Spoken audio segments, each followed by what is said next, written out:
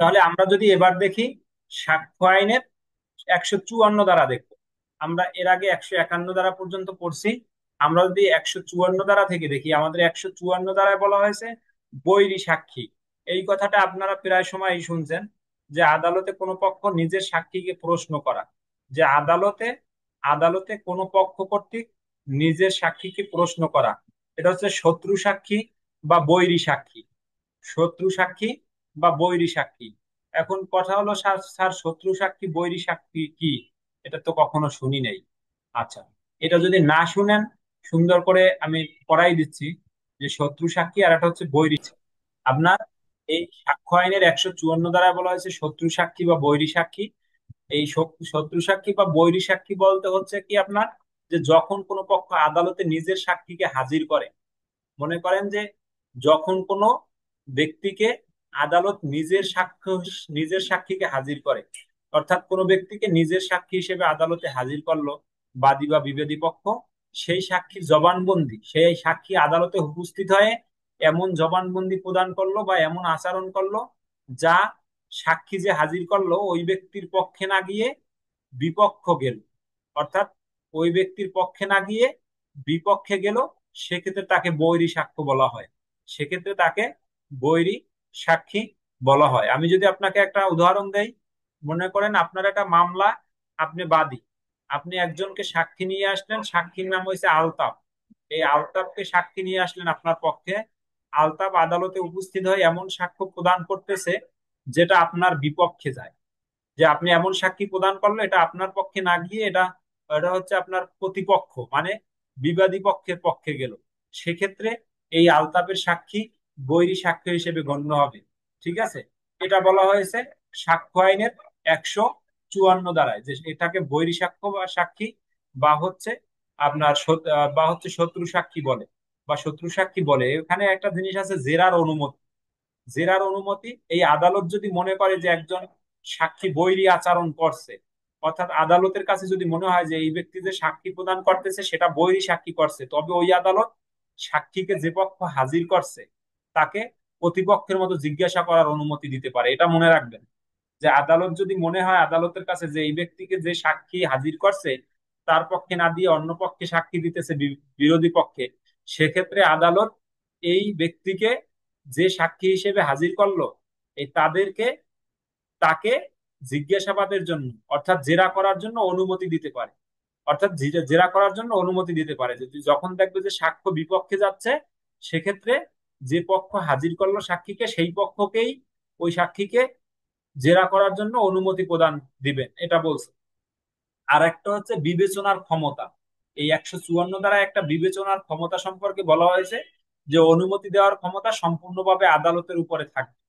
যে এই যে অনুমতি প্রদান করবে সেটা আদালতের উপরে থাকবে। আদালত নিজের বিবেচনা দানে ব্যবহার করে সিদ্ধান্ত নেয়, অর্থাৎ আদালত যদি নিজের বিবেচনা করবে যে তাকে দেয়া যায় কিনা, এবং সে বৈরী সাক্ষী প্রদান করতেছে কিনা, সে শত্রু সাক্ষী প্রদান করতেছি না, জেরা করার সময় অনুমতি দেয়া যাবে কিনা, এটা আদালত নির্ধারণ করবে। এরকম অনেক সময় হয় না, যে দেখা গেল আপনি এক সাক্ষী, আপনার পক্ষে সাক্ষী, সে তাকে আদালতে সাক্ষী দিতে নিয়ে গেলেন, সে আদালতে যাই যখন ম্যাজিস্ট্রেট জিজ্ঞাসা করলো, বা হচ্ছে সে এমন সাক্ষী প্রদান করলো যে সে কিছু ওই বিষয়টা জানিই না, ওই বিষয়টা সে আদালতে গিয়েই শুনছে, তাহলে তার এই সাক্ষী, এর কারণে কি হইলো, যে মামলায় আপনি হারিয়ে যাচ্ছেন। যে সে সাক্ষী প্রদান করলো সেটা আপনার বিবাদীর অনুকূলে গেল, আর আপনার বিপক্ষে গেল, প্রতিকূলে গেল। সেক্ষেত্রে এটা শত্রু সাক্ষী বা বৈরী সাক্ষী বলে গণ্য হবে। এটা বলা হয়েছে সাক্ষ্য আইনের 154 ধারা। এ পর্যায়ে আমরা দেখব সাক্ষ্য আইনের 159 ধারা। 159 ধারা হয়েছে সাক্ষী যখন স্মৃতি পুনরুজ্জীবিত করার জন্য দলিলের অনুলিপি ব্যবহার করতে পারেন। অর্থাৎ সাক্ষী সাক্ষী যখন তার স্মৃতি তার স্মৃতি কি করতে পারে, পুনরুজ্জীবিত করার জন্য দলিলের অনুলিপি ব্যবহার করতে পারেন। মানে সাক্ষী হচ্ছে গিয়ে, তা সে অনেক আগের যদি সাক্ষ্য হয় যা প্রদান করছে, সেটা যদি তার মনে না থাকে, সেক্ষেত্রে সে যে আগে লিখিত জবানবন্দি প্রদান করছিল, এর আগে যে সাক্ষী প্রদান করছিল, সেটা দেখে দেখে পুনরুজ্জীবিত করতে পারবে, এটা বলা হয়েছে। এটা সাধারণত পুলিশ অফিসারের ক্ষেত্রে হয়। পুলিশ অফিসার যারা মামলা তদন্ত করে, দেখা যায় যে আজকে মামলা তদন্ত করছে, সাক্ষী দিতে যাওয়া লাগবে আগামী 5 বছর পরে, 2 বছর পরে, 10 বছর পরে, এমনকি 22-23 বছর পরও সাক্ষী দিতে যাওয়া লাগে। সেক্ষেত্রে এই যে সাক্ষ্য প্রদান করতে যায় সেক্ষেত্রে কেস ডায়েরি দেখে আদালতে সাক্ষ্য প্রদান করতে পারবেন। এই কথাটাই এখানে বলা হয়েছে, যে আপনি যে পুলিশ অফিসার হিসেবে আপনি যে পুলিশ অফিসার মামলা তদন্ত করবেন, কদিন পরে হচ্ছে মামলা তদন্ত করার পরে আপনি যখন সাক্ষ্য প্রদান করতে যাবেন আপনার তো বিষয়টা মনে নাই, সেক্ষেত্রে আপনি এই যে কেস ডায়েরি এই সিডি দেখে দেখে আদালতের অনুমতি সাপেক্ষে আপনি এই সিডি দেখে সাক্ষ্য প্রদান করতে পারবেন। এটাই বলা হয়েছে যে পুলিশ অফিসার মামলার কেস ডায়েরি দেখে আদালতে সাক্ষ্য প্রদান করতে পারবেন। কারণ এটাই এখানে বলা হয়েছে যে সাক্ষী যখন স্মৃতি পুনরুজ্জীবিত করার জন্য দলিলের অনুলিপি ব্যবহার করতে পারে। এটা আপনারা যারা পুলিশ, এটা পুলিশের জন্য গুরুত্বপূর্ণ।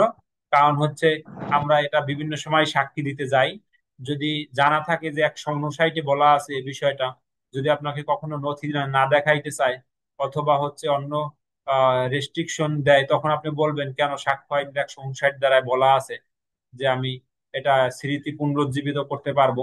সেক্ষেত্রে এটা দ্বারা আপনার হচ্ছে কি আপনি করতে পারেন। এটার প্রয়োজনীয়তা আর নথি লেখার সময় দুইটা জিনিস বলছে। যখন কোনো সাক্ষী স্মৃতিশক্তি কমে যায় বা তিনি ঘটনার বিবরণ দিতে দ্বিধাগ্রস্ত হন, অথবা হচ্ছে তখন প্রাসঙ্গিক কোনো নথি দেখে তিনি স্মৃতিকে আবারও সতেজ করে নিতে পারবেন। এটা বলা হয়েছে সাক্ষ্য আইনের 59 ধারার একটা ক্লোজে প্রয়োজনীয়তায়। আর এটা বলছে নথি লেখার সময় নথিটি অবশ্যই সাক্ষীর নিজের লেখা হতে হবে। অর্থাৎ যে নথিটি দেখে দেখে আপনি স্মৃতি পুনরুজ্জীবিত করবেন সেটা অবশ্যই আপনার নিজের লেখা হতে হবে। এখন লিখছে অন্য একজনে, সেই বিষয়ে যদি সাক্ষী দিতে চাই আমি, সেটা সম্ভব না। এই নথিটি আমার নিজের লিখিত হইতে হইবে, নিজের সাইন সিগনেচার থাকতে হইবে, সিল থাকতে হইবে। এটা বলা হয়েছে তা হতে হবে ঘটনাটি ঘটার সময় অথবা ঘটনার খুব কাছাকাছি সময়ে, যাতে আদালত বিশ্বাস করে যে ওই সময়ে স্মৃতিটি সাক্ষীর মনে তখনও সতেজ ছিল। এই বিষয়টা, যে আদালত যদি মনে করে যে এখন হয়তো তার মনে নাই, ভুলে যেতে পারে, সেক্ষেত্রে আপনি এই বিষয়টা দেখে দেখে আগে স্মৃতি পুনরুজ্জীবিত করতে পারবেন। এই বিষয়টাই বলা হয়েছে সাক্ষ্য আইনের 159 দ্বারা। এ বিষয়ে এটা নিয়ে কোনো সমস্যা আছে আপনাদের? আছে কোনো সমস্যা? জি স্যার, এই স্যার আমরাও তো আর কি সাক্ষী দিতে যাই আর কি, কিন্তু তো আমরা তো আর কি পারি না আর কি নথি এমনিতে আর কি দেখতে পারি সাক্ষী দেওয়ার সময় ম্যাজিস্ট্রেটের সামনে, তো আমরা স্যার নথি দেখে পারি না দিতে। কিন্তু এসআই আর কি পারে, এসআই পারে বা আপনার আর কি যে মামলা তদন্তকারী অফিসার থাকে সে তো সে দেখে দেখে দেয়, নথি দেখে সাক্ষী দেয়। হ্যাঁ ঠিক আছে, এটা ঠিক আছে, এটা তার কাছে হয়তো কপি থাকে, অথবা সে পেশকারের মাধ্যমে ওখান থেকে একটা কপি নেয়। আর আপনাদের ক্ষেত্রে হচ্ছে বিষয়টা আপনারা যখন যাবেন, যাইয়েই সবার আগে কোর্ট ইন্সপেক্টর স্যারের সাথে দেখা করবেন যে স্যার আমার আছে হ্যাঁ, সাক্ষ্য, সবার আগে সাক্ষ্য আছে কপিটা এই নিয়ে মামলায়।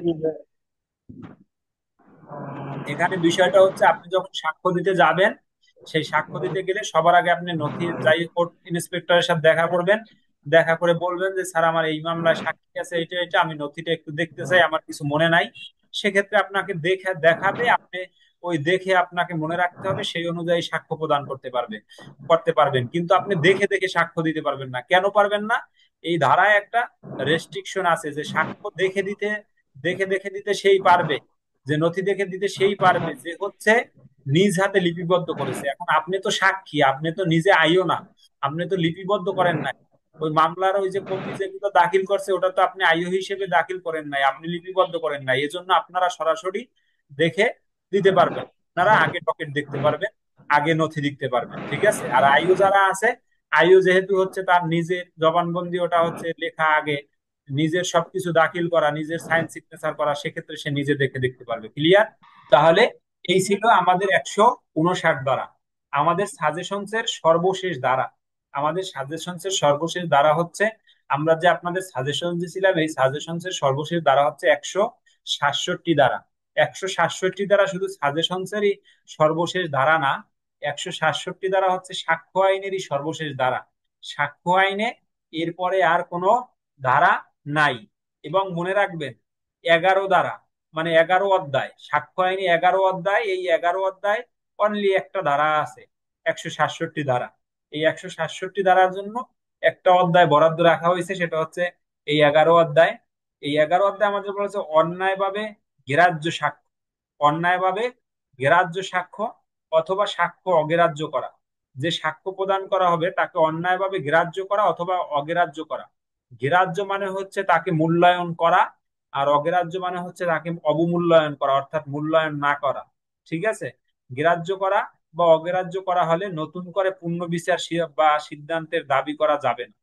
দেখেন, এখানে বলা হয়েছে কি, যে অন্যায়ভাবে যদি সাক্ষ্য অথবা সাক্ষ্য অগ্রাহ্য, অন্যায়ভাবে অন্যায়ভাবে গ্রাহ্য সাক্ষ্য অথবা সাক্ষ্য অগ্রাহ্য করা হলে, ঠিক আছে, যে সাক্ষ্যটা প্রদান করা হবে সেটা যদি অন্যায়ভাবে গ্রাহ্য অথবা অগ্রাহ্য করা হয়, তবে পূর্ণ বিচার বা সিদ্ধান্তের দাবি করা যাবে না। তবে পূর্ণ বিচার বা পূর্ণ সিদ্ধান্তের দাবি করা যাবে না, এটা এখানে বলা হয়েছে। আচ্ছা, আমরা যদি এখান থেকে দেখি যে আদালত যদি কোনো দলিল দেখানোর জন্য নির্দেশ দেন, আদালত যদি কোনো দলিল দেখানোর জন্য নির্দেশ দেন, মনে করেন একটা লিখিত দলিল, মানে কি, একটা লিখিত সাক্ষ্য বা কোনো ডকুমেন্ট, সেটা হচ্ছে যদি দলিল দেখানোর জন্য নির্দেশ দেন, এখন সেটা যদি অন্যায়ভাবে নির্দেশ পাওয়ার পরও যদি সেটা দাখিল না করা হয়, তাহলে অগ্রাহ্য করা হলো। তাহলে আদালত কি করবে? আদালত তার প্রসেস অনুযায়ী ব্যবস্থা গ্রহণ করবে। এখন আদালত রায় দিয়ে দিল, বিচার দিয়ে বিচার করে ফেললো, যে কারণ তারা তো নির্দেশ দেওয়ার পরে বিলম্ব করছে, তারা দাখিল করে না, অগ্রাহ্য করছে, সেক্ষেত্রে সে পুনরায় বিচার দাবি করতে পারবে না। এটা বলা হয়েছে সাক্ষ্য আইনের 167 দ্বারা। এরপর বলছে যদি কোনো পক্ষ দলিলটি দেখাতে অস্বীকার করে, যে দলিলটি দাখিল করবে সেটা যদি বাদী বিবাদী কোনো পক্ষ দেখাতে অস্বীকার করে, সেক্ষেত্রে, ঠিক আছে, সেক্ষেত্রেও কি করতে পারবে, বিচার বিচার করা হয়ে গেলে পুনরায় বিচার দাবি করা যাবে না, এটা বলা হয়েছে। তাহলে সেই পক্ষ পরবর্তীতে সেই মামলায় ওই একই দলিল দাখিল করতে পারবে না। অর্থাৎ প্রথম যে তাকে দলিল দেখানোর জন্য নির্দেশ প্রদান করলো, সে এটা দেখাইলো না, তারপরে আবার হচ্ছে দলিলটি দেখাইতে অস্বীকার করলো, তাহলে এই পরবর্তীতে সেই পক্ষ আর ওই মামলায় একই দলিল দাখিল করতে পারবেন না, কারণ সে প্রথমে অগ্রাহ্য করছে। এই কথাটা এখানে বলা হয়েছে। এবং বিচার করা যাবে না। আমরা যদি একটা উদাহরণ দেই, উদাহরণ দিলে মনে করেন যে একটা জমি নিয়ে বিরোধের মামলা চলে। এই মামলায় একটা নির্দিষ্ট পক্ষ দলিল দলিল দাখিল করা অত্যন্ত গুরুত্বপূর্ণ। যে একটা মামলায় জমি নিয়ে বিরোধের মামলা চলতেছে, জমির বিরোধে, এই মামলায় একটা নির্দিষ্ট পক্ষকে বলছে আপনি দলিল দাখিল করেন বা চুক্তিপত্রটা দাখিল করেন, আপনার জন্য অত্যন্ত গুরুত্বপূর্ণ। সেক্ষেত্রে এই আদালতে যে নির্দেশ দিল, আদালত বিবাদী পক্ষকে, ঠিক আছে, বিবাদী পক্ষকে দলিলটি আদালতে পেশ করার জন্য নির্দেশ দিলেন। কারণ বিবাদী পক্ষ হচ্ছে, বাদী পক্ষ তো খাইতেছে জমি, এখন বিবাদী পক্ষ দাবি করছে না জমি আমরা পাবো, তাহলে এই যে বিবাদী পক্ষ দাবি করছে, তাহলে এটা প্রমাণের দায়িত্ব বিবাদী পক্ষের। এটা কিন্তু আমরা গতকালকে সাক্ষ্য আইনে পড়ছিলাম 101 ধারায়। তাহলে এই যে, তাহলে এটা বিবাদী পক্ষের দাবি, তাদের প্রমাণ করতে হবে। সেক্ষেত্রে আদালত এই বিবাদী পক্ষকে হচ্ছে একটা দলিল দাখিল করার জন্য অ- অ- নির্দেশ দিল। এখন এই বিবাদী পক্ষ কি করলো? এই অস্বীকার করলো, যে বিবাদী পক্ষ যে দলিলটি পেশ করতে, এটা অস্বীকার করলো, সে আদালতে দাখিল করবেন। এর ফলাফলে কি হয়েছে? সাক্ষ্য আইনের 167 ধারা অনুযায়ী বিবাদী পক্ষ পরবর্তীতে এই দলিলখানি আর দাখিল করতে পারবেন, এই দলিলখানি আর দাখিল করতে পারবে না, সেই সুযোগটি হারাইবে, অর্থাৎ দলিলখানি পেশ করার সুযোগ হারাবে। এবং ফলে মামলায় তাদের ক্ষতি হতে পারে, এবং ফলে মামলায় তাদের ক্ষতি হতে পারে। এই বিষয়টা এখানে বলা হয়েছে, ঠিক আছে, যে এই বিষয়টা এখানে বলা হয়েছে যে মামলায় তাদের ক্ষতি হতে পারে, সেক্ষেত্রে তার পুনরায় বিচারও দাবি করা যাবে না। তাহলে এই ছিল আমাদের সাক্ষ্য আইনের 167 ধারা। আশা করি এটা নিয়ে কোনো সমস্যা নাই। আছে আপনাদের কোনো সমস্যা এটা নিয়ে? কোন সমস্যা আছে? না স্যার। ঠিক আছে, যদি সমস্যা না থাকে, আমরা সাক্ষ্য আইনের 1 থেকে 167 ধারা পর্যন্ত পড়লাম। এর ভিতরে যেটা যেটা গুরুত্বপূর্ণ সাজেশনসে আছে, আমরা হয়তো 50টা 52টা ধারা পড়েছি। আর বাকি ধারা আমাদের যেগুলো পুলিশ পদোন্নতির জন্য গুরুত্বপূর্ণ না, সেগুলো আপাতত দেখতে হবে না। এই রিটেনেও এগুলো থেকেই কোশ্চেন আসবে, এগুলোর জন্য পড়লেই হইবে। এর চেয়ে এক্সট্রা কিছু পড়তে হবে না। প্রস্তুতি ভালো হোক, আপনারা পড়াশোনা করেন ঠিক মতো।